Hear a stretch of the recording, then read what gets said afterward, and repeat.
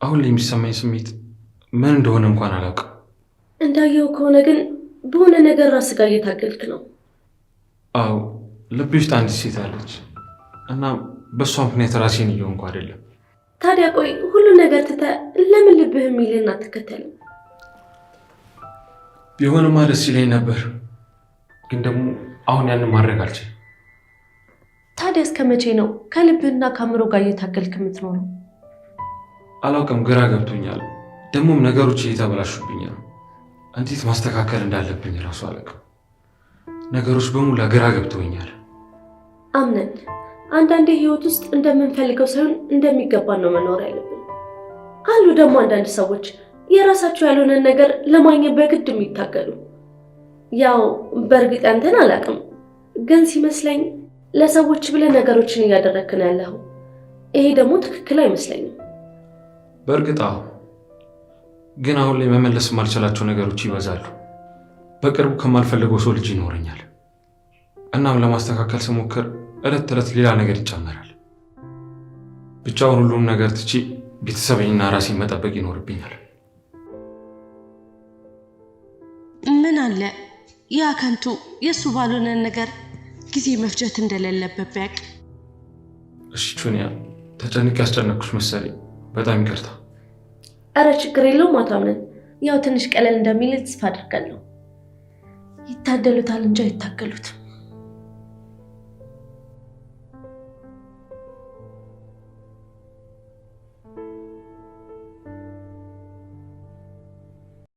የብሌንና የአምነን ፈተና እንደቀጠለ ነው። እንግዲህ ብሌን በአሁኑ ሰዓትም እናቷን በመፈለግ ላይ ብትሆንም ደግሞም አምነንን ስላፈቀረችውና ስለወደደችውም እንዲሁም ደግሞ ከእሱ ጋር ስትሆንም ብዙ ነገሮች ወደ ደስታ ስለተቀየሩላትም እሷም በጣም ደስተኛ ነበረች። ነገር ግን በአሁኑ ሰዓትም የአምነን የድርጅቱ ጸሐፊ የሆነችው እንግዲህ በአደራ ድራማ የምናውቃት ቃልም የምትወደውና የምታፈቅረው ትመስላለች። ይህንም አስመልክቶ ከራስ ጋር አይደለህም፣ አሁን ላይ ብዙ ሀሳቦች እየተመላለሱብህ እንደሆነ እየተሰማኝ ነው በማለትም በመጠየቅም ሀሳቡን ለመረዳት ሞክራ ነበረ። ታዲያ አምነንም መልሱ በአሁኑ ሰዓትም የምወዳትና የማፈቅራት አንዲት ሴት አለች። ይኸውም ግን አሁን ላይ ደግሞ እኔ በጣም ምን ማድረግ እንዳለብኝ እንኳን አላወቅኩም። የሚሰማኝ ስሜት እንኳን ብዙ ዝብርቅርቅ ያለም ስለሆነ ምን መወሰን እንዳለብኝ ግራ ገብቶኛል በማለትም ነግሯታል ማለት ነው። ታዲያ በአሁኑ ሰዓትም ከማልወዳት ሴትም ልጅ አለኝ፣ በቅርቡ ቀንም የልጅ አባት እንደሆንኩም ነው የምነግርሽ በማለትም ነግሯታል ማለት ነው። እንግዲህ ጄሪንም ስለማይወዳትና እንዲሁም ስለማያፈቅራትም በራሱ በአፉም ተናግሯል ማለት ነው። ሰላም ጤና ይስጥልን ውድና የተከበራችሁ የቻናል ተከታታዮች እንደምናላችሁ። ዛሬም እንግዲህ በተወዳጅና በአጓጊው ድራማ በድር ድራማ መጥቻለሁ። እንደተለመደው ቪዲዮ ላይክ በማድረግ ጀምሩት እያልኩኝ በዚህ ድራማ ላይ እንግዲህ ማነው ዘና ያደረጋችሁ፣ ማነው የሚያናድዳችሁ፣ ማነው የሚያስተምራችሁ የሚለውን በኮሜንት መስጫ ላይ በእንግዲህ ሀሳብ አስተያየታችሁን ግምታችሁን አስቀምጡ እያልኩኝ በእውነቱ ከሆነ በዚህ ድራማ ላይ የምታናድደውና እንዲሁም በጣም ክፉ ሴት የሆነችው ሜርሲ ናት ማለት ነው። ሜርሲ በጣም ተንኮለኛና እንዲሁም ጸብን ቀስቃሽ ጸብን ጠንሳሽም ስለሆነችም ከዕለት ዕለትም ክፋቷ እየገነነ መጥቷል ማለት ነው። በማያውቁትና እንዲሁም በየዋሆች ሰዎችም ተነስታለች። በአንደኛ ደረጃ እንግዲህ ጄሪንም ለመጠቀሚያ አድርጋታለች ማለት ነው። በወጥመዷም ካስገባቻት በኋላ ከዚህ ነገር እንድትወጣም በማድረግም አሁን በተመሳሳይ እንግዲህ ሚስጥሯን ያወቀችባት ወይዘሮ ዛራንም አጥምዳታለች ማለት ነው። ወይዘሮ ዛራም በዚህ ሰዓት አንቺ እድሜሽ ብዙ ነገሮችን ማገናዘቢያ ሰዓትም ስለሆነ ማሰብና ማምሰልሰል ሲኖርብሽ፣ አንቺ ደግሞ እጅ እጅግ የወረደና የዋዠቀ ስራ ትሰራለች። ደግሞ ለዚህ ስራች ቅጣት ይገባሻል። ወዲያውኑ ይህን ነገር አጋልጬ ከዚህ ቤት ማስወጣት ይኖርብኛል በማለትም እንግዲህ ፊት ለፊት ተጋፍጣታለች ማለት ነው። ነገር ግን በአሁኑ ሰዓት ሜርሲም ይህን ነገር የምትናገሪ ከሆነ ከዚህ ቤት ትወጫለሽ በማለትም አስፈራርታታለች።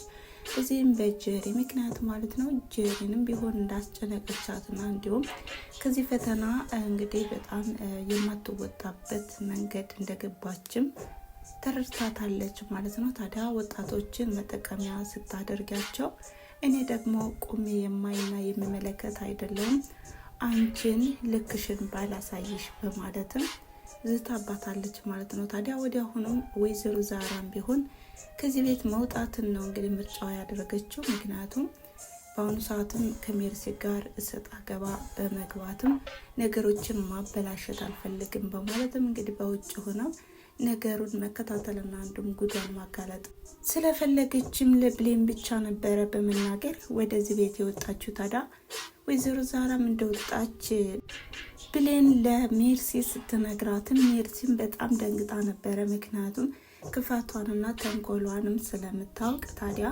ወደ ውጭ ከሆነችማ እንግዲህ ብዙ ነገሮችን ታበላሽብኛለች፣ እንዲሁም ሚስጥሬንም ትዘረግፍብኛለች በማለትም በጣም ደንግጣ ነበረ። ከዚህ በኋላስ በምን አይነት መንገድ ትመጣ ይሆን? ሜርሲ በጣም ተንኮለኛና እንዲሁም አስመሳይም ስለሆነችም ከዚህ ቤት የምትቀመጥበት ቀንም አጭር ሊሆን ይችላል። እንግዲህ ወይዘሮ ሜርሲና እንዲሁም ሲፈንም ቢሆን ይህንን ቤት እየበጠበጡትና እንዲሁም እያተረማመሱትም ይገኛሉ። ታዲያ አንጋለጥም እያሉ እየፎከሩና እየዛቱን ባሉበት ሰዓት ነበረ ወይዘሮ ዛራ ባልጠበቀችውና ባልገመተችው መንገድ ይህን ምስጢር ያወቀችው ማለት ነው።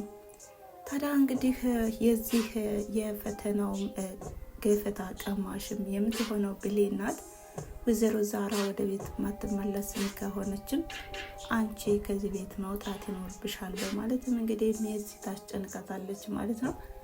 ታዲያ ብሌንም ቢሆን ይህን ሚስጥር ስለማታውቅም ወይዘሮ ዛራን ወደ ቤት እንድትመለስ በማድረግም እንግዲህ ሚስጥሩንም ለመደበቅም በጣም ብዙ ግፊት ታደርጋለች ማለት ነው።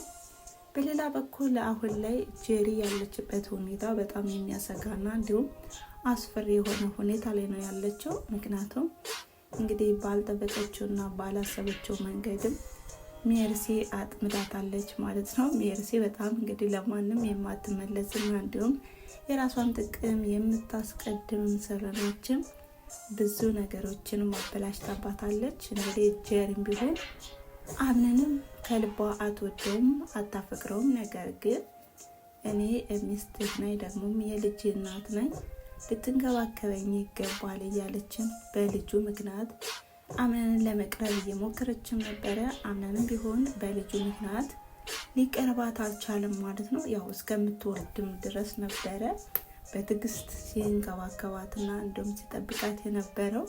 ከዚህ በኋላስ በምን አይነት መንገድ ይመጣ ይሆን? ብቻ በጣም አጓጊ የሆነው ድራማ ላይ ነን ማለት ነው። ብሌን እንግዲህ ከጄሪ ጋር ብቻ ሳይሆን የምትገጥመው ከቃል ጋርም ነው ማለት ነው።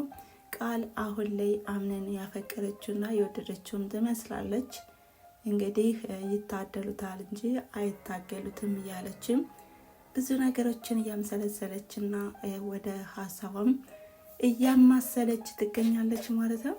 ታዲያ ድራማ በምን አይነት መንገድ ይመጡ ይሆን የሚለውን ይዘን የምንመጣ ይሆናል ማለት ነው። ለዛሬ የነበረ ቪዲዮ ይሄን መስል ነበረ።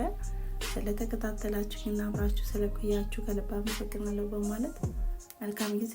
ቻው።